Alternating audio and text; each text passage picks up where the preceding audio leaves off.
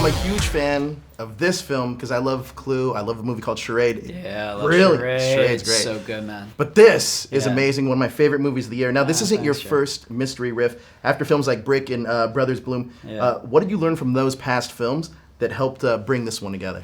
It's interesting. I mean, the difference. I mean, Brothers Bloom probably has a lot of tonal consistencies with this one because they're both kind of humorous.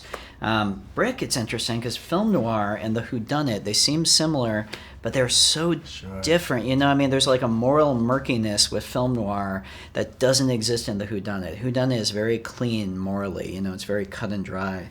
So I don't know. It's interesting. The crossover between subgenres. It's fascinating to me. You know. You wrote, directed, and produced this. How long has this project been in your head? I had the idea for this about 10 years ago. Really? Yeah, well, I grew up reading Agatha Christie books. I've wanted to do Sure. a whodunit forever. So I started cooking this up about 10 years ago.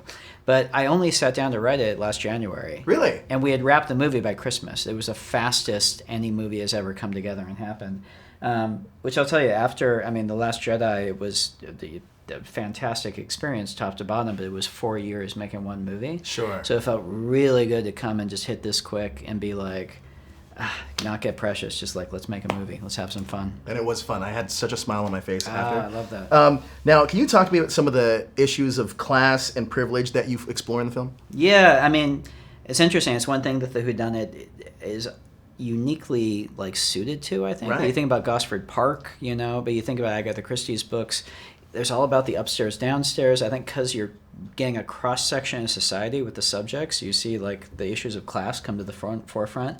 Usually done, though, in a period movie and usually done in Britain. So we can kind of cluck our tongues and say, oh, those British with their class things.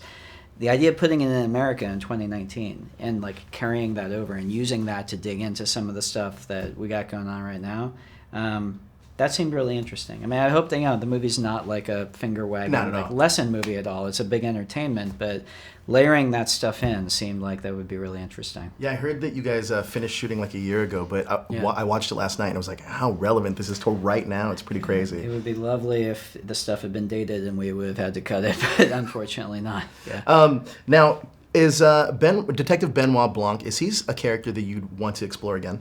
I would love to, man. We'll see how this one does, you know, but if this movie does all right, if I can get together with Daniel every few years and do a new Benoit Blanc mystery, new location, new cast, new mystery, it would be so much fun. There we go. Knives Out 2 writes itself. Here we go.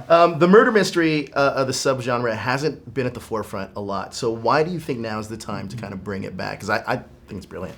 I remember going to like Death on the Nile and Evil Under the Sun when I was a kid with my family. Big all-star cast, big entertainments, and just thinking this is the most fun type of movie there is.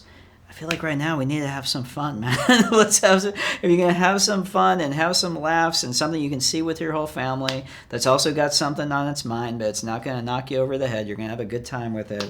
That just seems like something that right now we all deserve. It's crazy. When I watched it with the audience I did, it hit every single note. It's been brilliant. Have you got a chance to see it with an audience? I have. I've been going around to different festivals and getting to see it with different crowds. I mean, this movie was made to be seen with a crowd. It was made to like get a big reaction. It was made to just be a roller coaster ride. And so it's really gratifying to see audiences having a good time at it, you know.